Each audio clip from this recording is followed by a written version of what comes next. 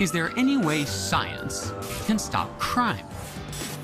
I'm David Pogue, and on this episode of Nova Science Now, we're tracking down cutting-edge research in the world of crime fighting.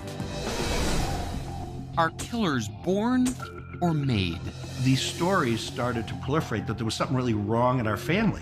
Are some people more prone to violence than others? What is the warrior gene, and what is its relationship to aggression? There are some men that are biologically speaking much more likely to be violent and aggressive than others. We're peering inside the criminal mind. Environments can change the way that your brain is wired. And Captain, I sense a disturbance in the Tri-Delta vector. with new technology, can we sense lies in the brain before they're even spoken? In about 200 more milliseconds, he's going to be ready to lie. You got to the point where you could know whether I was lying or not. Yes. That's freaky. And can scientists help investigators determine when a victim died? So timing is really crucial. How do you even estimate? Here, I'll show you. Isn't this usually reserved for less animated people? Typically. Their discoveries may shock you. 3 days? But how could that be? That's what we're going to try to find out.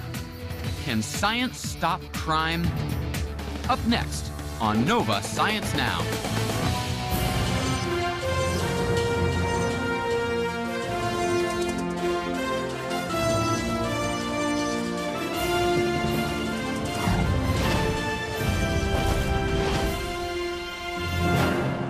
Funding for Nova Science Now is provided by the National Science Foundation, where discoveries begin, and Discovering New Knowledge, Biomedical Research and Science Education, Howard Hughes Medical Institute, HHMI, and the Alfred P. Sloan Foundation, supporting original research and public understanding of science, technology, engineering, and mathematics, and the George D. Smith Fund. And by PBS viewers like you. Thank you.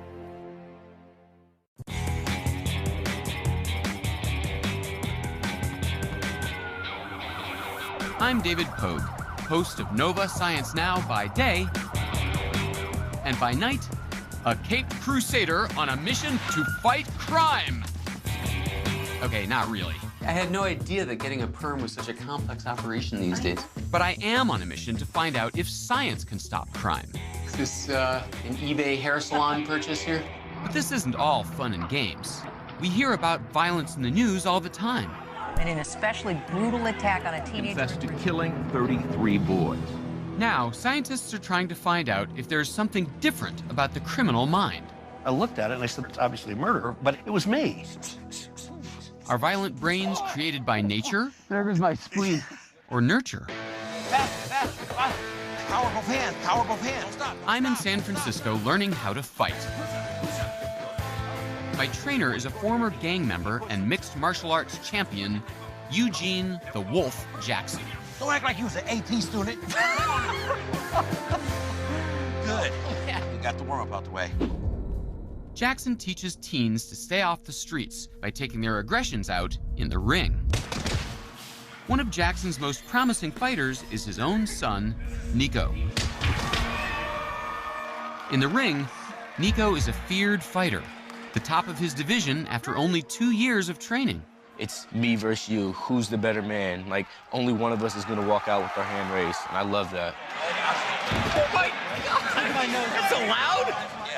He's cutting up his blood. But as a young teen, Nico's urge to fight got out of control. In my first year of high school, I started straying down the wrong path. He got caught up with the notorious Taliban gang. Local county, state, and federal agencies teamed up to target these violent gang members they say are responsible for murders, assaults. We all know people who seem more violent than others, with shorter tempers and less self-control. What causes aggressive behavior? Is it their upbringing? Is something wrong with their brains? And most controversial of all, could violence be in their genes? There's there's obviously some aggression on display here. Right. Criminologist Kevin Beaver analyzed the genetic profiles of more than 1,000 young men and examined their criminal records, and says he found a pattern. There are some men that are biologically and genetically speaking much more likely to be predisposed to be violent and aggressive than others. If that's true, is it possible that Nico is one of them? Nico's DNA has been analyzed, and he carries a controversial gene that, according to some reports, has been linked to violence. It's been nicknamed the warrior gene.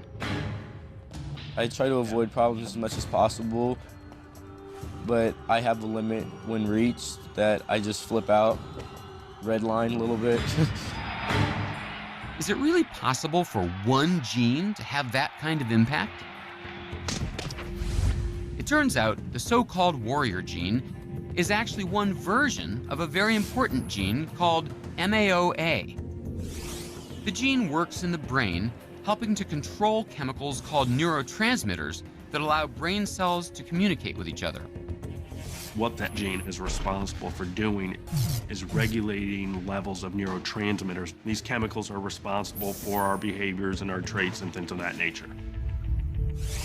All of us have the MAOA gene, but about 1/3 of men carry a version that's less active and may leave more neurotransmitters floating around in our brains. So what's the result? Well, we know what happens in mice.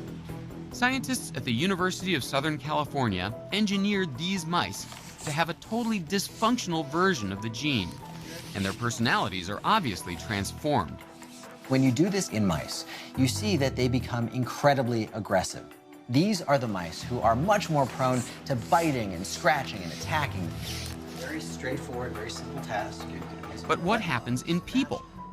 Neuroscientist Joshua Buchholz is one of the researchers now trying to unravel the relationship between this gene and violent behavior. He's found evidence that it can affect some key circuitry for emotion and learning in our brains. Let me tell you a story. To understand how this circuitry is supposed to work, Buchholz told me a little story. Imagine that you're walking through the forest one day. You look down and you see a snake. Oh, snake! Snake! At that moment, a part of my brain that's primed to detect threats, called the amygdala, starts firing on all cylinders. The amygdala is like an alarm bell. It's really important for telling the rest of your body that something important is happening in the world and you need to prepare for it. And your heart starts beating and your pulse starts racing, you start sweating. But just as I'm starting to freak out, I take a closer look. And then you look down again and you see that it's not a snake, it's actually a stick. Oh. And you feel your heart start calming down and your pulse isn't racing so much. You get some new information, you update. I'm able to update because a learning part of my brain in the prefrontal cortex sends a message to my amygdala to shut off the alarm. And that sends inputs back down to the amygdala that says, cool it, relax, we're okay. And you don't even feel anxious anymore. At least that's what's supposed to happen. Let's get you into the scanner. But when Buchholz looked at the brains of people with the controversial version of MAOA, this part of the brain looked different. What we found was that the people show less gray matter in parts of the brain that are involved in this circuit we've been talking about. They have less gray matter? That's right. They have less gray matter than the people who have the other version of the gene. Not only did they have less gray matter, but when they were processing emotions, Buchholz found their amygdalas were more active. So would that make them more violent? Well, no. I mean, this is the really interesting thing. All of these people who we brought into our lab are just normal community volunteers. These are not violent people. These are not psychopaths. These are not criminals. And what that tells us is that one single factor acting alone isn't enough to make someone violent.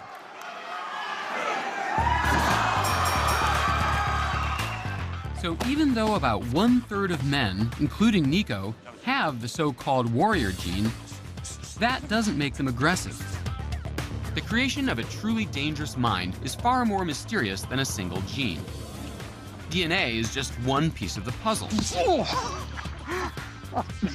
Oh, there goes my spleen. So what are the other pieces? Wow. Few people have pondered this mystery more than neuroscientist James Fallon. Fallon has spent more than a decade studying the brains of violent killers. But a few years ago, his work took an unexpectedly personal turn when he discovered that his own family has a lot of blood on its hands. These stories started to proliferate that there was something really wrong in our family. The Fallon clan includes nearly a dozen murderers, spanning more than 3 centuries. Suspected axe killer Lizzie Borden was a cousin. That's not cheating, it's gamesmanship. Curious, Fallon had his immediate family tested for the so-called warrior gene. And it turns out that he, his mother, his wife, and their son James all have it. Next, Fallon investigated a collection of brain scans he'd gathered while working as a consultant on criminal trials. Compared to non-criminal brains, the murderer's scans appeared to show abnormal circuitry in the emotional part of the brain. When Fallon had his own brain scanned, the results shocked him. I looked at it and I said, this is in the wrong pile. It's obviously a murderer, but it was me. Of course, it's actually impossible to ID a murderer based on a single scan. But Fallon saw a pattern of activity that suggested that he had the same unusual brain wiring as the criminals. It was disorienting, but it was like, oh, I got the joke. The joke is on me. I've been studying this stuff, and I got the pattern. Still, Fallon might be an aggressive Scrabble player, but he is not violent. The question is, why not? Fallon himself believes he was biologically at high risk for a violent life, but that those negative factors were trumped by an overwhelmingly positive childhood. I was really loved like a golden child, and it must have just negated the effect of all these other violence-related genes and everything. But could environment really counteract the negative effects of high-risk genes and brain structure? And what really goes on in a violent mind? Scientists at Brookhaven National Laboratory are trying to answer just these kinds of questions by investigating explosive, violent personalities compared with calmer folks. And I've signed up to be one of their crash test dummies. Do you have this in a 44 long? Scientists here are doing comprehensive studies on hundreds of volunteers. 300? Oh, sorry. Thanks a lot. They run a battery of tests, analyzing personalities, genetics, and family histories. Before we start, can you hold my brain? They're trying to discover how these factors and our environment may impact aggression. I get the 3rd degree in a behavioral analysis called the Buss-Perry Aggression Questionnaire. What we're going to do is use a scale from 1 to 5, okay? That's a fancy name for asking really personal questions. Okay. People often joke about me when I'm not around. 2. Sometimes I'm so envious. I typically don't agree with others. 1, I have no 3, problem letting my friends suddenly get very mad, but it only lasts. 1. I often feel like a pressure cooker. Pressure cooker. Pressure cooker. Why do you people always ask me this? You can see here that it's tight. Luckily, my results show my aggression levels are normal. But sifting through hundreds of profiles, lead investigator Nellie Aaliyah Klein looks for clues to what causes some people to have hair-trigger tempers. Is there a scale? Is there a Richter scale for anger? Are there specific medical terms for these different degrees? There are people who intermittently explode. They feel anger on a regular basis, and then when there's a confluence of events that provoke them in certain ways, then they lose control and they explode. Hey, stop, man! It's gonna hurt us. Nellie Aaliyah Klein says this extreme form of anger that we sometimes see on the news is called intermittent explosive disorder, or IED. It's estimated to affect as many as 16 million Americans. And incredibly, Aaliyah Klein can see how IED affects the brains of her test volunteers. She uses PET scans, or positron emission tomography, to measure activity levels in different parts of the brain. Here on the left, with these scans, she compares the average activity for 2 groups: people with high levels of aggression, including IED, on the right, and those with low aggression on the left. We call these blobs.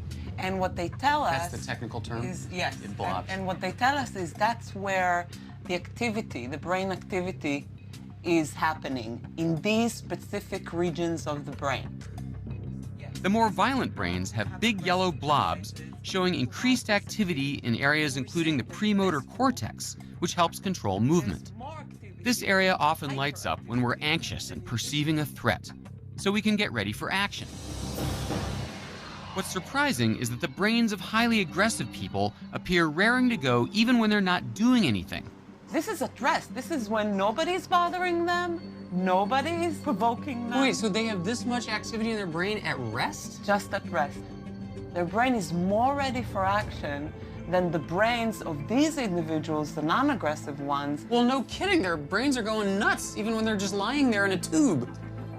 Aaliyah Klein's research reveals that people with intermittent explosive disorder may perceive threats when there really are none.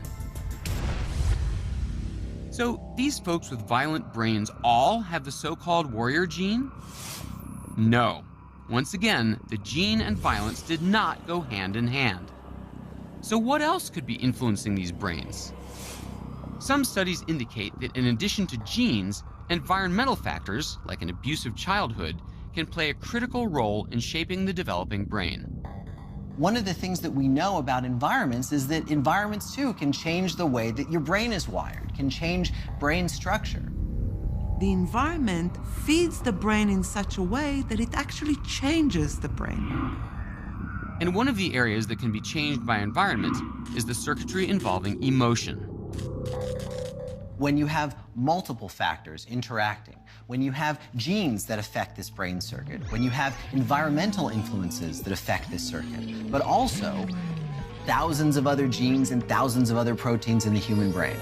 Those factors together are what push people over and are likely to cause them to be violent.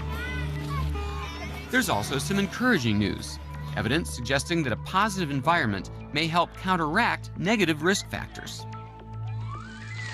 A positive environment can sort of change the picture, change the future in a way.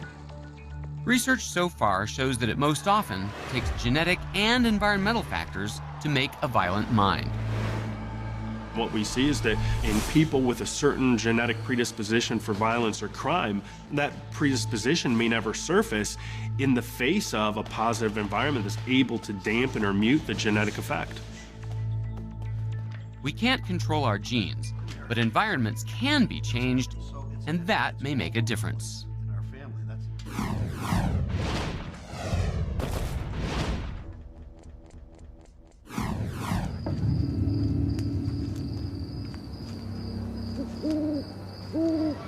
My next stop takes me on one of my most disturbing missions ever. I'm at a special research site at Texas State University, where scientists study what happens to human bodies after they die. Tell me again why you put dead human bodies in this field. Well, we're really interested in asking questions about time since death, decomposition, and the best way to do that is to actually simulate a crime scene or a death scene. So that's what we're doing. We need to be careful where we step. There are rattlesnakes out here. Oh, great. Now we got rattlesnakes. Yeah, this is Texas. So there are different kinds of search strategies. Forensic anthropologist Michelle Hamilton and her team have laid out the remains of people who donated their bodies to help solve some big mysteries. How do different environments affect and alter decomposition? And when confronted with a corpse, how accurately can we determine when someone died? Here's something. Oh my gosh. Please don't tell me that's hair. That's hair. Wow. Is this a he or a she? This is a she. And you know that because you guys put her out here. She right. donated her body and you placed her here. Exactly. So how long do you think the skeleton has been out here? Oh, 9 months, a year. You know, I think 6 months to a year is a good guess when you see a skeleton in this state. But it's wrong. Yeah, this individual 3 days ago was fully fleshed. 3 days? But how could that be? This thing is bleached, dry bones and scattered all around. There's nothing left. That's what we're going to try to find out. In a real crime, my mistake could be critical. Knowing how long it is that a body has been out and decomposing will help us for things like putting a perpetrator at a scene. So timing is really crucial. They may have an alibi for a specific time, and if our time of death estimate is wrong, then that person may never get caught. I tentatively placed the time of death at 2 to 4 months ago. But with the stakes so high, how do experts actually estimate time since death? She died within the last 12 hours. On TV, they always make it look so easy. I estimate time of death at or around 4 days. To find out how it really works, I'm visiting the Massachusetts office of the Chief Medical Examiner, the state morgue. What goes on in here? This is the autopsy suite, and this is where we do all our post-mortem examinations. Forensic pathologist Peter Cummings performs about 300 autopsies a year, including cases with suspicious circumstances. This is a typical autopsy station. In addition to finding the cause of death, it's his job to determine when a person died. Now, I'm not a forensic pathologist, but I've seen one on TV, and I know that they always go, Your Honor, the time of death was 10:43.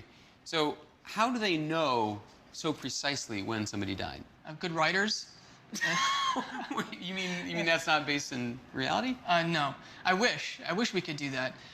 Majority of my death certificates, unfortunately, I have to put unknown for time of death because I don't know. What do you mean you don't know? I don't know. You always know. They always put time of death 7:22. I wish. We can estimate, but we can't really get an exact time of death. All right, so how do you even estimate? Here, I'll show you. You want me to get on this thing? Yes, sir. Up. Isn't this usually reserved for less animated people? Typically. First thing we'll talk about is rigor mortis. Put your arms up like this, David. This is how I died? That's how you died. I died while I was, using a dowsing rod or something? Let's think reading in bed. Okay, it was reading in Much bed. more peace. All right, so don't let me move you. Try to resist me, okay? So with rigor, what'll happen is your muscles will freeze like this, and I won't be able to move you. What happens is with the body, your muscle contractions are dependent upon energy production. When we're alive, our muscles move through the interaction of two different proteins. Tiny extensions from one grab and pull on the other over and over again to produce movement. But before the proteins can let go of each other, they need an energy boost from a little molecule called ATP. So what'll happen when you die, you start producing ATP, so your muscles can't relax, and they'll stay in the position that you died in, if you're left there for a long enough period of time. Right. It takes about 3 hours after death for the ATP in our muscle cells to get completely used up. And then our muscles begin to lock into place. So if you've just died and you put your arms down, I'm able to do this to you. If I touch you and you feel warm, you've probably been dead less than 3 hours. And if your body's cold and then flaccid again, and I can move you around really easily, I know you've been dead more than 36 hours. Wait a minute, rigor mortis goes away? It comes and goes. Really? I thought you just get stiff and then that's how you are. No, what happens is your muscles will start to decompose, just like leaving a piece of steak on a counter. It's going to get brown and mushy. Same thing happens to your muscles. So the actual physical fibers break down, and then your rigor mortis goes away. And as soon as decomposition really gets going, detecting time of death gets a lot trickier. The biggest factor in decomposition is the temperature around the body, especially outdoors. Unfortunately, people don't always die in their home at a nice room temperature. There are people that die outside on hiking trails. There are people that die in water. So the environment and where you die or where your body's disposed of can greatly affect how you decompose. That's where that Texas field with the body comes into play. TV crime shows call it a body farm. These are fascinating places. They take humans and do all kinds of things to them to see how they decompose in the environment. What factors affect it? Because there are so many things about a decomposed body that can trick you. Here at Texas State University, experts like forensic anthropologist Kate Spradley investigate the rate, pattern, and timelines of human decay. Especially watch your step over. They've made some surprising discoveries. For one, bodies in Texas decompose faster in the shade than in the sun. Most of the bodies that we lay out at our facility here in the sun never fully decompose. They mummify. You're kidding. And they could do that in about 3 to 4 months. But in the shade, where there's less light, tissue is consumed more quickly, like on this pig carcass. The culprits come from flies, which land on the body almost immediately and start laying eggs. So if we come over here and look under the limbs, we might find something here. And lo and behold, this is all eggs. Oh my gosh. Literally in the thousands of eggs. So in fact, we could probably pull off some eggs here and give you something to look at. So this is all eggs. You can see they're hatching. Oh, it's moving! When the eggs hatch, they become maggots. It's moving! And by studying the time it takes to develop from egg to maggot to fly in different environments, investigators can start to estimate time since death. But how do you estimate time of death when there's hardly any body at all?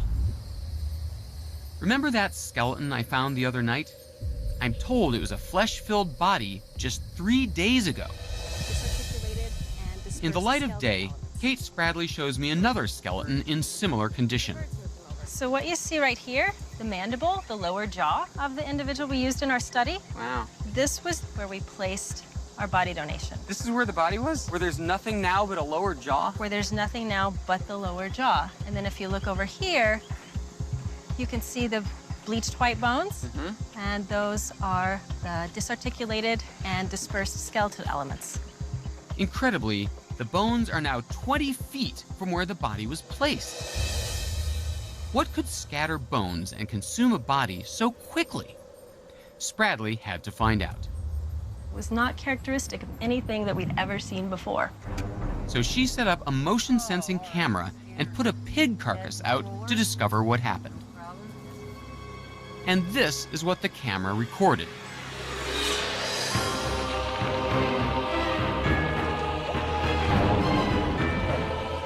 Vultures.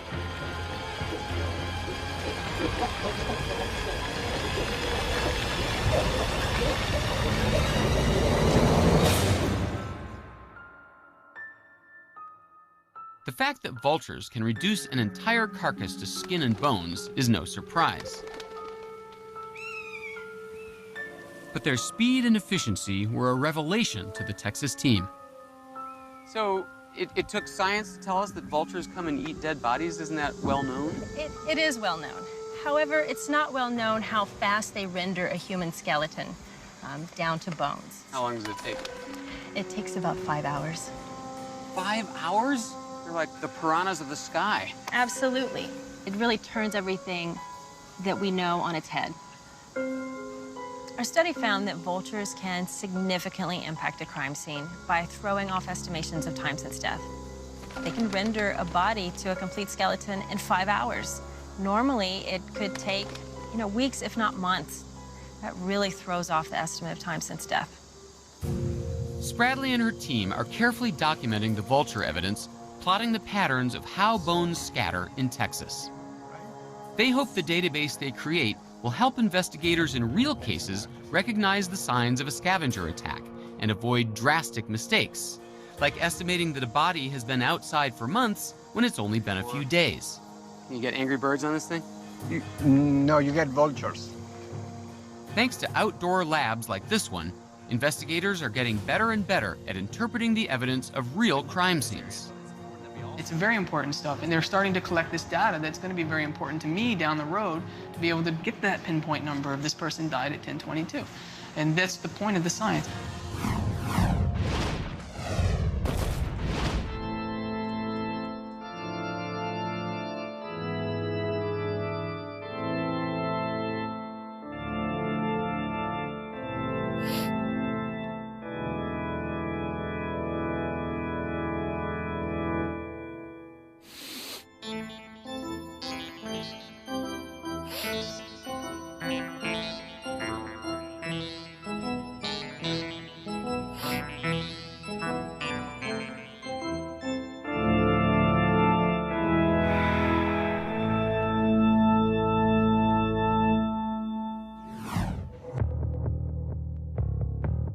Did you plan with anyone to steal that money? No. How do you know when criminals are lying? Did you enter room M1 today? No. What goes on in the brain and the body when we don't tell the truth? Okay, have you ever been inside room M1? Yes. Can science detect the signals? Do you plan to try to lie to me today? No. And catch liars in the act? The hope that machines can detect lies goes back nearly a century to the invention of the classic lie detection test, the polygraph. Polygraph is incredibly controversial. People really don't have soft opinions on it. They either think it's great or they think it is utter hogwash. So how exactly does this 90-year-old test work? And how trustworthy is it, honestly? To find out, I've come to the National Center for Credibility Assessment, where the CIA and the FBI train all their lie detection experts. You are now in week 12 of your program. With the center's permission, I'm going to steal cold, hard cash and then lie about it.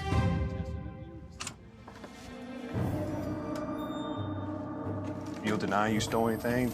Deny that you know who took it? So even though this is a mock crime, the polygraph is still going to work? The polygraph's still going to work. Our examiner does not know whether or not you are guilty or innocent, and that's his job to figure that out with the polygraph. Just have a seat, Dave.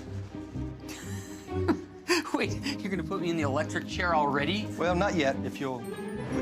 The whole idea of the polygraph is that lying can cause stress. In that case, my brain would signal my heart and lungs to work faster and harder, and I'd start sweating. All right, for the purpose of the test, I need you to uncross your legs, put your feet flat on the floor. Next door, investigator Keith Gaines watches for these changes in me like a hawk. This records respiration. We have sensors on the chest and on the abdomen that pick up the person's respiration during the test. This middle channel is recording perspiration across the surface of the fingers. And then your bottom tracing is blood pressure and pulse rate. All right, David, what I want to do now is I want to go over the questions with you. They're going to be on the test. Wait, what? You're going to tell me the questions before the test? Yes. Well, doesn't that sort of give me an unfair advantage? I know what's coming. The purpose for reviewing the test questions is we don't want to surprise the examinee with the test questions themselves, because the mere act of surprise can, in fact, cause reactions. But that's not what we see on TV and in the movies. Do you hold a grudge against Montgomery Burns? No. All right, maybe. On the screen, questions get asked once, and lies are caught right away. Good, because I got a hot date tonight. Hot date. Dinner alone. Not so in the real world. What we're very concerned with is reactions that occur with the same test question repeatedly over time. This is the real test? This is the real test. Okay.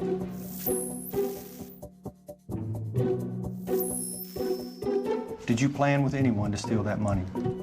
No. Did you steal that money from that wallet? No. He's reacting for some reason. Even though I think I'm doing a great job staying cool and collected, the sensors betray me. Right here, he was asked, did you take that money out of that wallet? The yellow line that tracks my sweat response is literally off the chart. The finger sensors seem to have picked up a small amount of sweat, blowing my cover. This time, the polygraph looks like it detected my stress and my lies. The polygraph is picking up your stress. It's picking up the degree to which you're responding stressfully or it's difficult for you to make an answer. The idea is the more you have to work to tell a lie, the more likely the polygraph is to register the difference from the baseline. But the polygraph doesn't always work with everyone. Some people, like this serial killer, have no trouble lying during a polygraph. They simply don't react the way most of us do. Psychopaths don't have those physiological changes when they are lying. The very experience of being interrogated can be very stressful for some and not at all stressful for others. Innocent people can appear to be lying even if they're just nervous. And that's one reason several states have banned its use as evidence in court. So some scientists are trying to find another way by bypassing the body and going directly to the brain. We can identify fear pretty readily, but can we identify whether somebody's being deceptive? My goal is to understand what the brain does while we're deceiving. Jennifer Vendemia and her team at the University of South Carolina are trying to identify deception at its very source. All of a sudden, I'm a melon. And today, the brain going under her microscope is mine. So what we're gonna do is we're gonna get a picture of what David's brain looks like when he lies and when he tells the truth. That picture will come from this net of 128 electrodes. This is the torture part. Each one picks up tiny electrical impulses coming from my brain cells. Brain cells communicate with one another by firing off tiny chemical and electrical signals in rhythmic pulses. When enough brain cells fire at once, the electrodes can pick up their pulses in the form of brain waves. Is this an eBay hair salon purchase here? To get the best readout, Vendemia must carefully map the electrodes by taking a picture of my head as I sit inside this weird contraption. It's like, Captain, I sense a disturbance in the tri-delta vector. Go ahead and hold very still for me. Finally, I'm ready to do some lying. Sitting as still as possible, I read statements on a computer screen. Then I have to press a button, declaring the statement either true or false. During this study, you're going to see sentences presented in the color red and sentences presented in the color blue. When the sentence is red, I want you to lie. And when it's blue, I want you to tell the truth. As I ponder each question and figure out how I'm going to respond, Vendemia scours my brainwaves in this color-coded circular map. You would think that when we're looking for deception, we're trying to find one moment of deception, one moment in the brain where the lie happens. But really, we build the lie over time. In the split second my brain is deciding whether or not to lie, Vendemia hunts for a particular kind of brainwave called the P300 that shows up as red blotches on her graph. The P300 is the result of any decision-making process. When a task is really easy, every process that results in the P300 kind of comes to closure all at once. The P300 brainwave fires when I make a clear and confident decision. This is about 200 milliseconds before he responds to us. This picture on the right, the truth-telling picture, all these red areas indicate that the process is done. In about 200 more milliseconds, he's going to tell us the truth. Whenever I decide to tell the truth, red blotches burst out across my brain map, even before I push the button to give my answer. But whenever I decide to lie, my brain seems to struggle a bit more. The different areas involved in the decision take a fraction of a second longer, and the red P300 often doesn't show up at all. On the left, he still has more processing to do before he's going to be ready to lie. It takes longer to lie because more processes are involved in deception. It's just harder to tell a lie than to tell the truth. Vendemia sees the same distinctive patterns with her other subjects. She says she can tell when a brain is coming to a quick and easy decision to tell the truth. On the right is truth. And when it's working a little harder, to lie. On the left is lying. You got to the point where you could look at the data and without seeing what the question was, know whether I was lying or not. Yes. You got to that point? Yes, absolutely. In fact, we got to that point with about 85.3% accuracy for you. That's freaky. This research is still very preliminary, and it hasn't been tested on psychopaths and others who may be able to fool traditional lie detection tests. Still, if lie detection is going to move forward, there's a good chance it will be in this direction, probing the mind in more profound ways and threatening the idea that our thoughts are exclusively our own. It is a bit terrifying because we all believe that our brains are safe, that our thoughts are safe, that we have something that we might call mental privacy. And the idea that I only share that which I want to share may simply be a nice, antiquated idea of the past.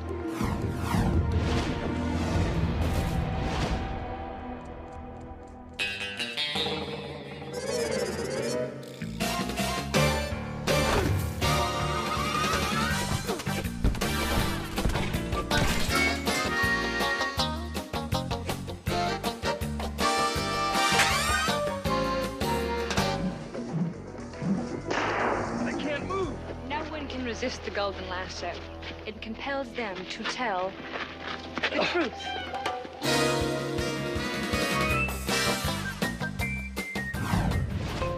A new kind of criminal activity is on the rise, thanks to computers.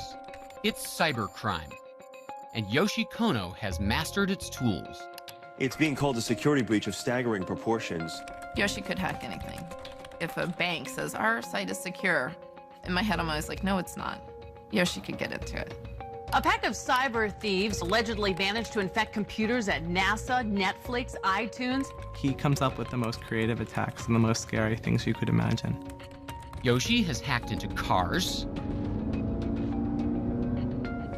voting machines, even worse, the fear that an election could be hacked, and medical devices. Somebody could remotely amp up a heart device. Hacking can literally become a matter of life and death. These days, we're surrounded by computerized and networked devices. Yoshi sees each one as a potential doorway that he can break down and then take control of what's inside. The fact that everything has a computer in it is really alarming from a security point of view. And the fact that those computers are all generally on networks is even more so. The comment that people mostly say is, thank goodness Yoshi's on our side. Yoshi is a computer hacker. But lucky for us, he works for the good guys. Jokingly amongst the lab, we say, we're trying to save the world. As a security expert at the University of Washington, he's on the front lines of the fight against cybercrime. Our privacy is slowly eroding over time, and we need to either make a conscious decision to let it continue to happen or try to stop it. When we share some of Yoshi's research with friends or family, they're like, oh my God, I never would have thought about that. Where does Yoshi get these ideas?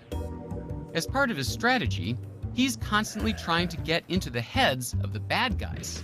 This is the ability to see the world the way an adversary might see the world. And if you look at the world this way, you're going to find weaknesses in the security armor everywhere.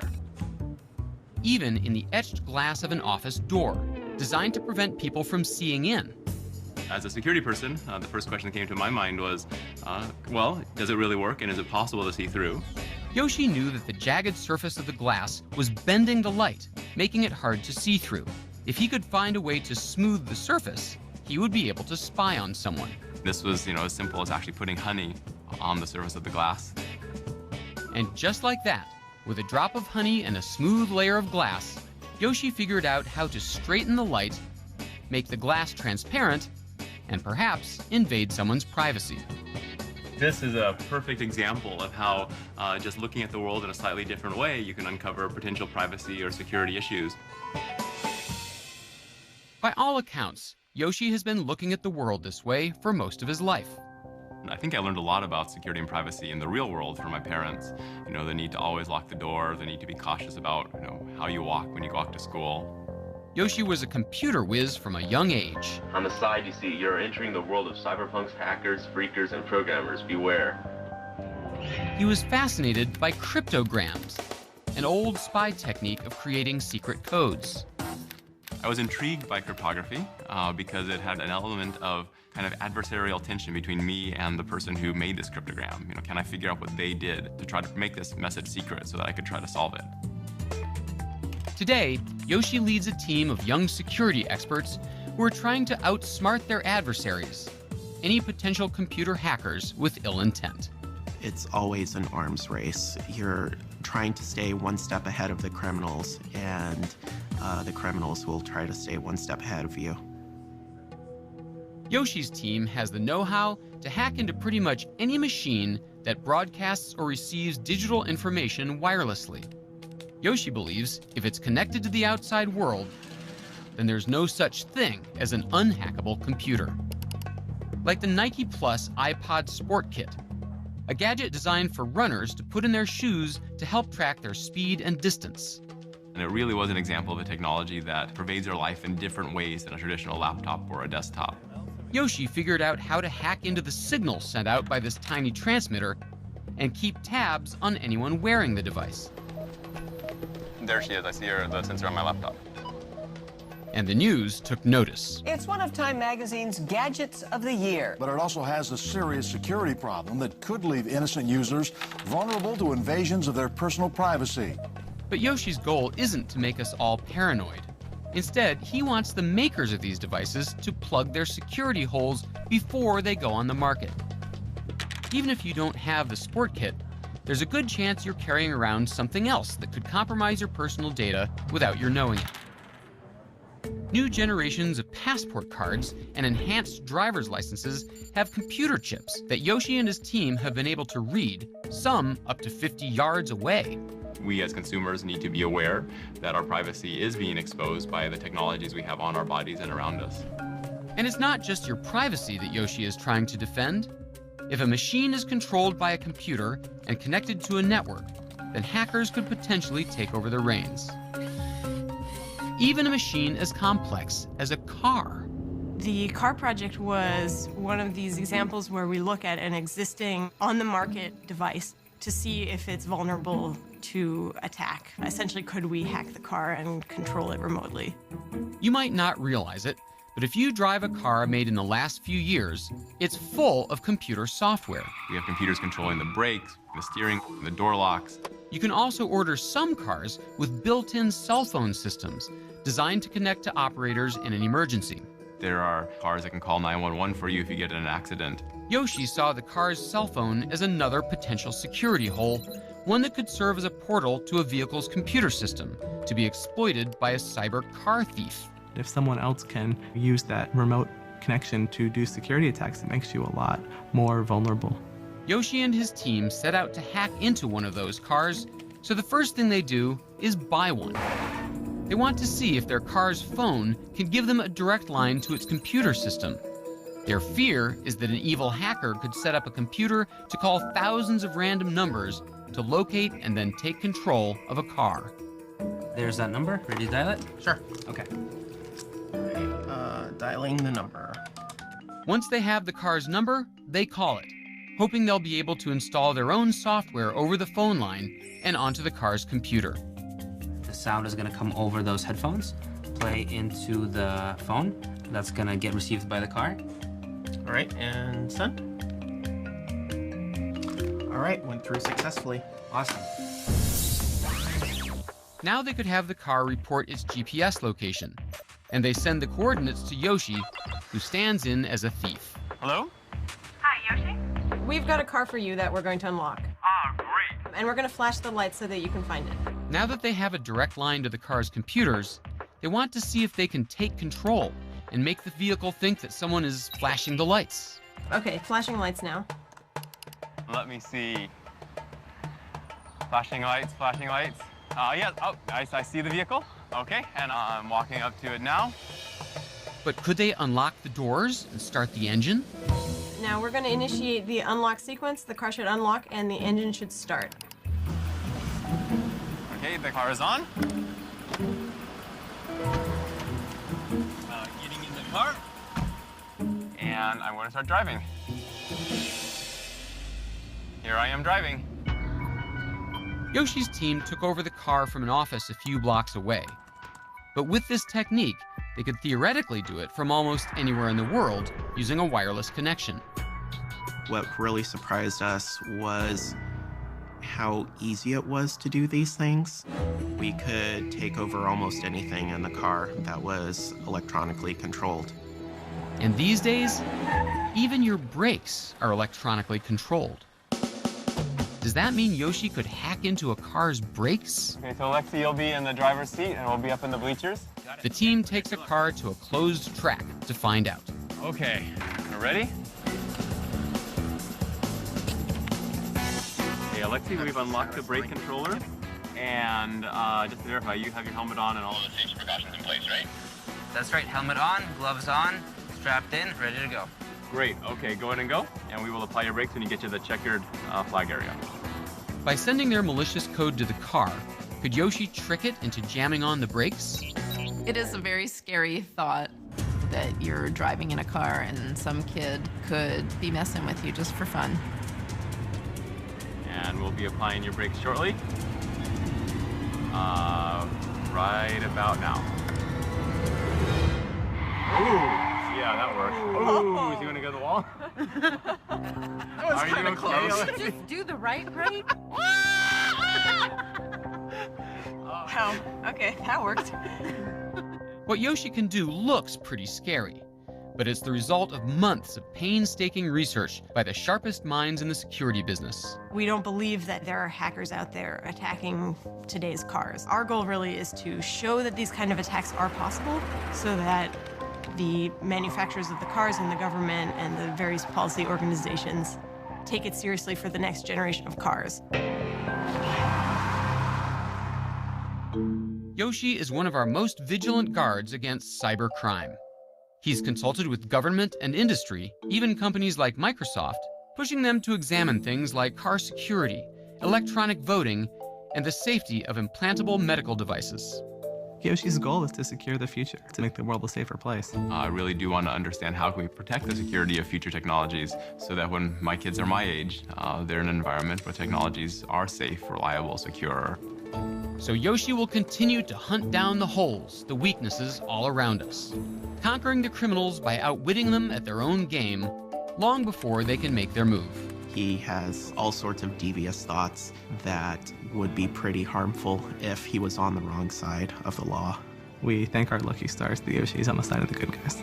It's a good thing, because when Yoshi looks at the world, he sees a lot of hacking left to do. You see computers in transportation systems, stoplights, our power distribution grids, the sewage and water lines, airplanes. There's computers everywhere, and I think we've only begun to scratch the surface.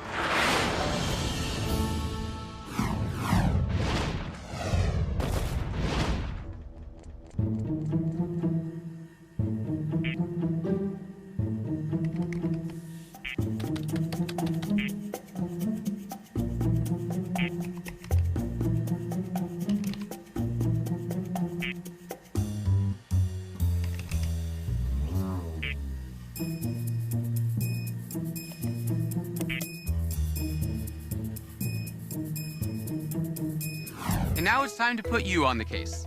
Follow us on Facebook or Twitter, or log onto our website and tell us what you think.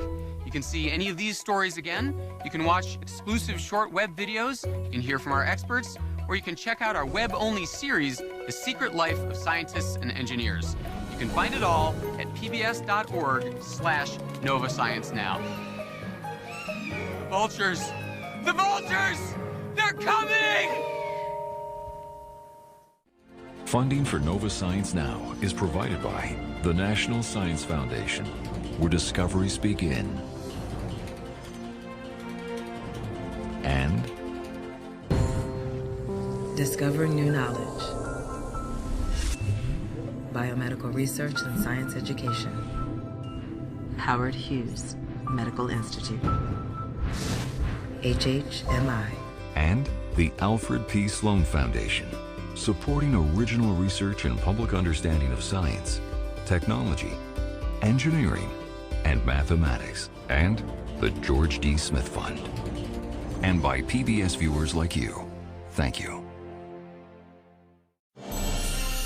Little stirs in an Arctic winter, apart from the snowy owl.